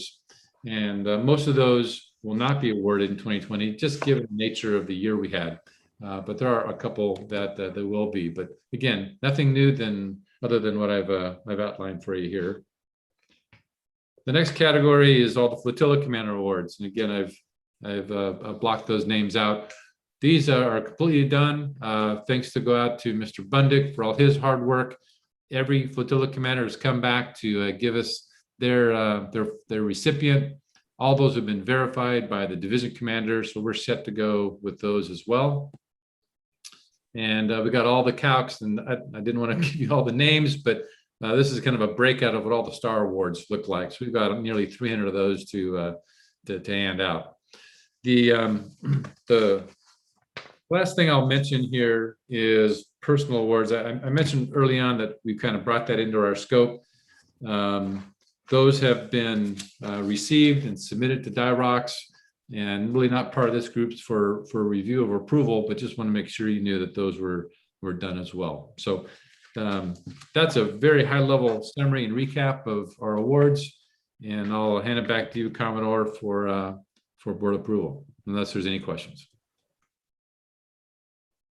Any questions? With that, I'd like to ask for a motion to accept Boz's recommendations for awards. I'll make that motion. I'll second that motion. Mike Fiamingo, a second by Chief of Staff Ebel. All approving, please raise your hand. All right, any nays? With that, the motion has been approved. Okay, any further comments on awards? All right, moving along, we've got a few special presentations. First up is Commodore Blanchett wants to talk about some presidential awards. Bert? Good morning, everyone. As you may recall, some of you may recall, back in 2016, we applied for the Presidential Volunteer Award. We had registered a whole bunch of people. We got a budget approved for about, if I remember correctly, and maybe Virgil could help me out on that, it was about $4,000. And it was approved, and we sent in the information to the department that handles those awards. And then the award was discontinued by the administration at that time. The award has been reinstated by the federal government and this administration. And with the help of Chris Mathers and Tyler Tong, they were able to combine the data from the original AUX data list and AUX data 2. And right now we have about, what do I have here? About 400 awards. The awards cover members who have put in more than 4,000 hours in their lifetime, which is easily done with the auxiliary. The cost of the award, and I am proposing the award, which is a certificate and also a coin, come to about $6,400. So I am proposing that we follow through on the awards now that they've been reinstated for a budget amount of about $6,400. And that number could change in the event that people resign from the auxiliary or pass over the bar, then we drop them from the list. And we might have a few more people that have qualified with the 4,000 hours. So my request to the board is an approval of approximately $6,400 to follow up on the Presidential Volunteer Award.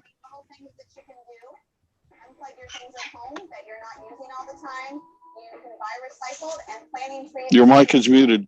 We're going to challenge each person who comes to Charlie. to become an Arctic Any questions for Commodore Blanchett? My son says little hands can make a difference all the Everybody time. understand what he's asking for? When you feel like things are too overwhelming. Commodore Blanchett, this would be an annual award.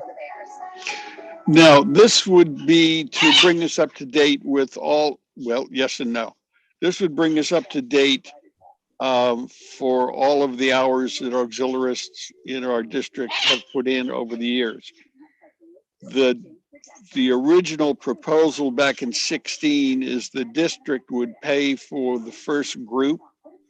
And then as members accumulate more than 4,000 hours, the flotilla would pick up the cost of the award for their member. Okay, thank you. I know when we looked at this last time, I think there was a medallion available as well as a coin. That's still the case? I've looked, actually, I was hoping there was a pin that they had. The medallion and I think the coin that what we're referring to are one and the same. It's Okay. about $1,500 a member for the coin or medallion and the certificate. And we could drop the medallion or coin and just do the certificate, which is about $10, including shipping. Right. So at this point, we're looking for $6,400. Is that right? Correct. Because the original approval, we never spent the money. Right, right. All right. All right, can I get a motion to approve this expenditure? I make a motion that we set aside $6,400 to cover the initial cost of this presidential award. I second. Any discussions? If no discussion, we will go ahead and vote. Patrick, could you take a vote by roll call, please?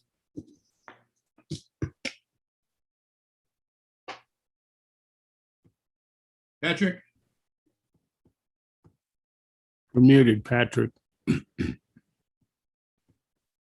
That does help, doesn't it? Yep. District Commodore Geiger, Aye. District Chief of Staff Ebel, Aye. District Captain L.A. Flamingo, Aye. District Captain South Bozarth, Aye. District Captain San Diego Inland Donahue, Aye. Immediate Past Commodore Harshfield, Aye.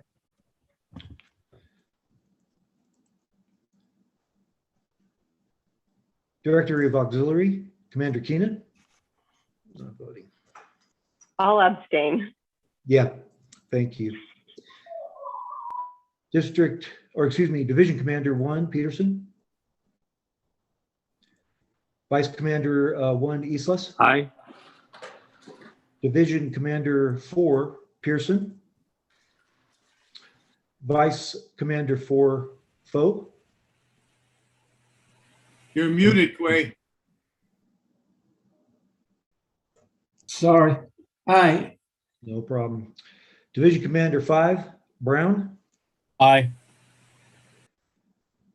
Division Commander 6 Palmer. Aye. Division Commander 7 Cortez. Aye.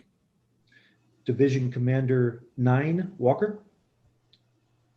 Vice Commander 9 Lupati. Aye.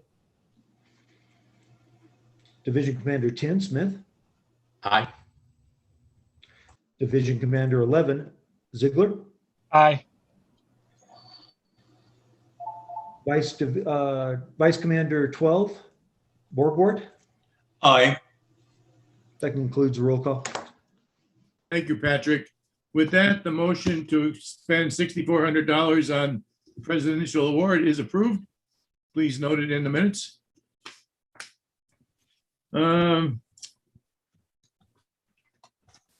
Okay, thank you very much, Commodore Blanchett. Thank you for allowing this to be approved or presented and approved by the board. And thanks to Chris Mathers for all the work that he did on this project. Thank you, Chris. Yes, thank you, Chris. Chris seems to have his fingers in just about every pie we have, is he? Lucky me. Yeah, and can you put that $5 back that you just pulled out, please, Chris? Yeah. His fingerprints are all over the place. Okay, next up, Norm Bundick going to talk to us about memorial marker. Thank you, Commodore. I'm going to share my screen. Okay, as most of you know, have seen it, and for those who haven't, this is the section on Sector LA next to the small boat basin that shows our Memorial items. markers.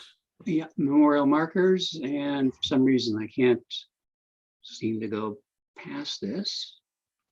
There we are. That's what a total stone looks like once it's filled in. This is the stone we had started several years ago, and we ran out of, well, quite frankly, the company that was doing this, Kemp Stone Company, went out of business. And that's where we are. We have not entered any names on here since 2019. Actually, I think after May. So what happened is there was a search put on by the PDCA to find an engraver. That didn't happen in 2020. PDCA was disbanded. Just recently, we found a engraver, and unfortunately, it's a bit more expensive than in the past, which when you think about it, things have gone up. I remember paying 29 cents a gallon for gas and getting glasses and cookware with it. Now it's $4.25 I just paid. Anyways, we all know things are going up in price. And what we do now is this, right as of today, we have approximately 50 members who have crossed the bar that need to be entered onto the stone. The new company, Matthews Granite, will be the people that actually supplied the granite for these particular stones. And they traditionally do not do the engravings off-site, but they've allowed it to be happening now, both here and I understand also up in D11 North. So we have a good working relation with them. The price per name is $150. And that is almost double from what it was when we had the old company. Now, what we're going to be able to do, and this is with the help of Virgil and the Commodore, the past payment for the name, the last time I know our flotilla paid was $50 for the individual, and the rest was picked up by district. That same formula will apply for this year, but it'll be revisited in future meetings about financing. So the understanding on this one is we have 50 names at $150. That's $9,000 for the cost. Excuse me, $7,500. The flotillas will be assessed by their number of members, $50. So that covers the entire bill. So if there's any questions on this, please bring them up now. But the idea will be when the names are put on there, Matthews will bill the district will then bill the individual flotillas $50 per name per individual. Is that correct, Virgil or Commodore? Would like to comment on that? Virgil? That is correct. Good. Okay, let me get rid of this.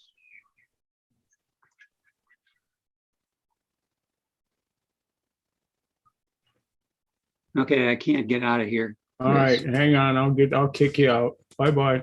Okay. There you go. It's the only power I have left to do is kick people off of Zoom. So as I understand it, Norm, that's just informational purposes only. We don't need any action from the board. No, because that's actually coming directly from the flotillas as they have been in the past for their portion. And in this case, the district will pick up the remainder.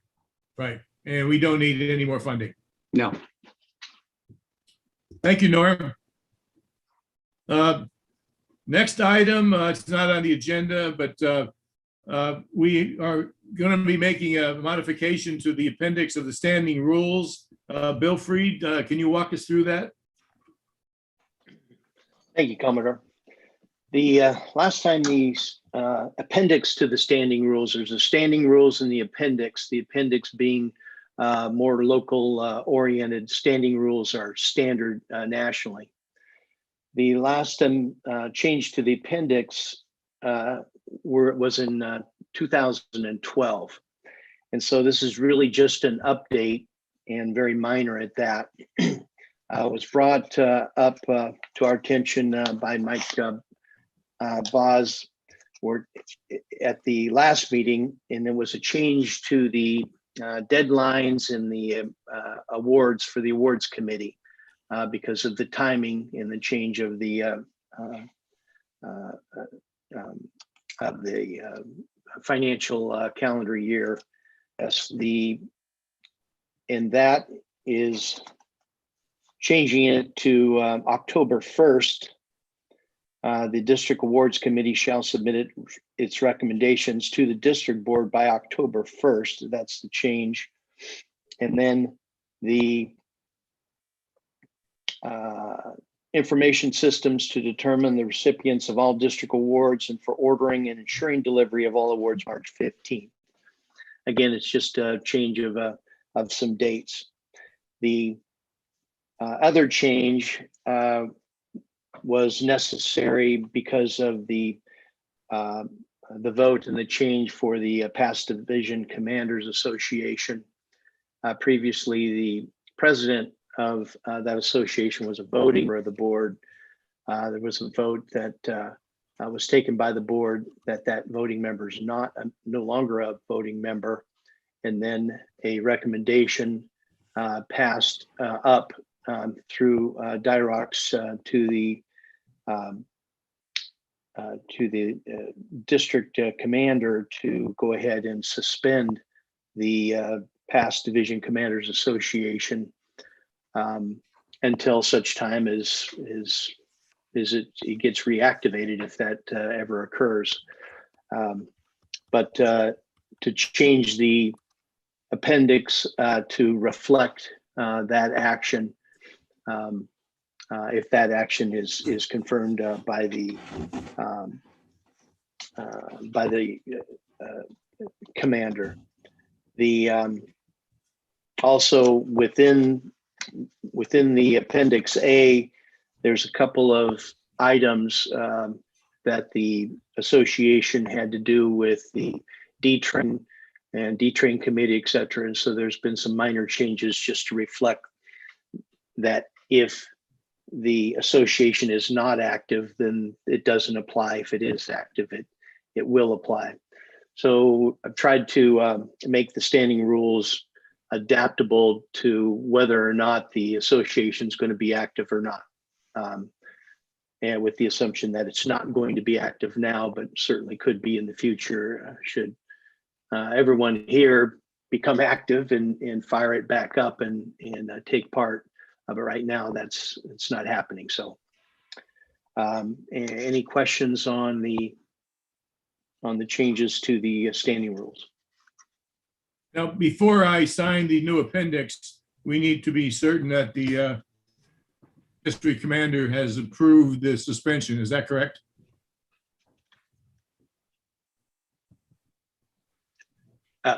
Yeah, well, that's a question for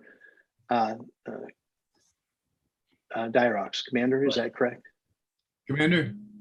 Yeah, I don't foresee any issues with it, but getting paperwork through during the summer and they have picked up their travel schedule again has definitely been slow since they weren't traveling and doing stuff. So I would say it's safe to sign it, but I don't have the final signature or approval from district commander. And honestly, I foresee him passing that right back down to me to sign on his behalf.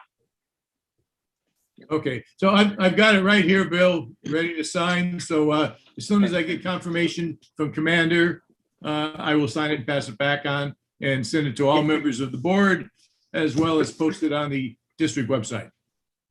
Yeah, Commodore, we do need a vote of the board on that with a two-thirds vote to correct. And then you would sign it, of course, and then pass it on. So let's take that vote. And I think a hands vote should be sufficient for this. Charlie, could I ask a question first here? I'm sorry. So Are we, by signing this, are we basically saying that we're never gonna like re-up the PDCA? No, not at all. We are suspending it so that anybody that's currently a member of the PDCA, once we reactivate it again, if and when, you will continue to do your life membership. Okay. All right, because I'm in my last year as a division commander right now, and so I was actually interested in joining the PDCA. So I don't want to do anything that's going to end up, killing. No. Well, you can't join it right now, but oh, sure. If it is reactivated as a past division commander, you can join. Okay. Any more questions? I would just say that it was a very conscious decision to suspend versus like completely dismantle the PDCA on the leadership's behalf. And as I understand it, if there's enough members or potential members of PDCA that are willing to step up and take a leadership role in that, function, then we would be able to vote on it or bring it up to vote during any board meeting, correct? Right. And the Yes, key, ma'am, that's correct. The key to this is finding somebody to be the president, and ideally, right. There was no one stepping up. So I 100% still agree that it's the correct decision, but just for everyone's knowledge that, basically there's going to have to be some planning. You're going to have to present it to the board that, here is the leadership of the PDCA. We'd like to, have a motion to take it out of suspension status. 11 North has got a strong PDCA primarily because they have an outstanding leader. Commander, what's the guy's name up there? Jim somebody. Yeah, it's Jim Losey now. And they've had a couple not immediate past, but past Commodores also do it. They've lucked out with people just wanting to run with it. And yeah, the PDCA pretty much does almost all their big training weekends and puts it on. But until we have that, it's just, I think suspending it is the best thing, because otherwise it's just an organization not doing anything. Right. The last time I checked, 10 of 16 districts nationwide, 10 of 16 had an active PDCA. So it's not everyone. And the key is going to be, if we get somebody to step up and want to take over the leadership, then we'll revisit it at that time. Any further questions? All right, show of hands, all that approve the changes to the Appendix A, please raise your hand.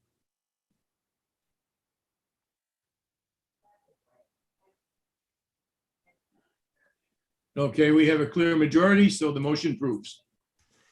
It's yeah, Commodore, it's a 2/3 majority, but I counted 11, which is 2/3. All right, you counted 11. I forgot it was 2/3. Okay. So we got 11. Okay, so we're still in. Let me ask one more question. How about all the nays raise your hand? Okay, I think it's unanimous then. All right, thank you. Thank you. All right. Old business. I don't really think we have any old business. New business? Nothing. How about any closing comments? Anyone? Rudy? Yes, Commodore. I just want to express that the board does remain, the auxiliary as a whole does remain, flexible and optimistic in regards to our capability to retain and recruit new members by allowing them that flexibility caused by this global pandemic paradigm shift. All organizations seem to be moving in the direction of flexibility for either live or virtual. That is all. Right. Yeah, and it's going to be interesting to see as we move forward how many units, divisions, flotillas continue with the virtual meetings, or at least occasionally, and how many move on to hybrid meetings. It's going to be interesting, but at least that's an option we really didn't explore in the past. Any more closing comments? Anyone? Board, Yes. staff? Mike Feeman? Yeah, Commodore, just want to clarify, at the bottom of the agenda, it says our next meeting is the 12th. That's a Sunday. Is it not the 11th? It is on the 11th. Thank you for picking that up, Mike. Our next meeting is on September 11th. We'll be in person at the Lighthouse Room down at in San Pedro. I have a comment. Yes. If anybody needs any assistance on how to figure out how to combine your live meeting with your virtual meeting, it's really not that difficult. Send me an email. We'll get together.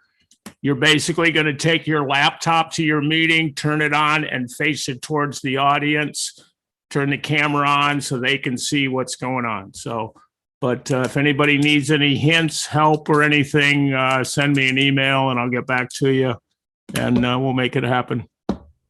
But you will need Wi-Fi.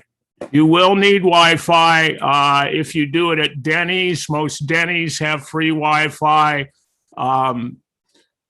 You know, a lot of these places, Wi-Fi is not, it's pretty much everywhere. So, but you will need Wi-Fi in order to do it. So. Everywhere, but on the Coast Guard bases. Those ones are a little bit difficult. They are, yes, they are difficult on the bases. You'll need a hotspot that your own hotspot. Do not rely on Coast Guard internet. They have so many security features and it's like pulling teeth to even get access to it. So don't even think about asking to use theirs. Bring your own source hotspot, whatever. Yeah, some of them have morale Wi-Fi, they call it, but definitely pre-plan for if you're having it on any Coast Guard base, just FYI. Well, right. And the morale, all of a sudden you get the young guys on Saturday morning and they're all checking their email and surfing the web and then they kick us off because they've eaten up all the bandwidth. So don't even plan on anything at the base. We'll have to bring our own. Dirox, we still have the hotspot at the Dirox office. So we'll be able to do it at the Lighthouse through that hotspot. Members have hotspots on their phone. If you don't have one available, ask your member, can I use your hotspot in order to do this? So there's ways of doing it. Get in touch with me and I'll get back to you and we'll walk through it and make it happen. All right. Thank you. Any more comments? Anyone? With that, I'll accept the motion to adjourn. I'll make the motion. I'll second it. Mike Fiamingo, motion, second by who? Me. Rick Ebel. Okay, the meeting is adjourned. Thank you so much for your attendance and everybody have a great weekend. All right, and best to your wife, Commodore. Thank you. Yeah, she's fine now. I'm picking her up right now. Good.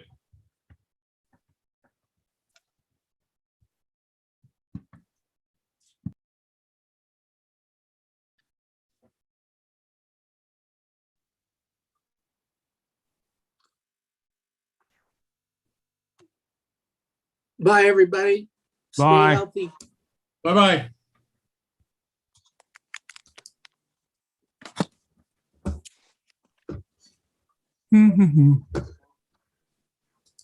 Bye, Randy.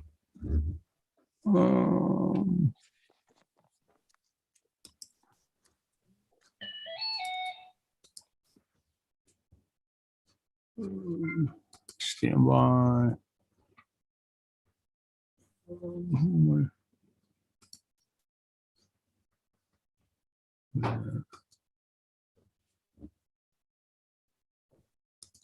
I don't want anything. Yes.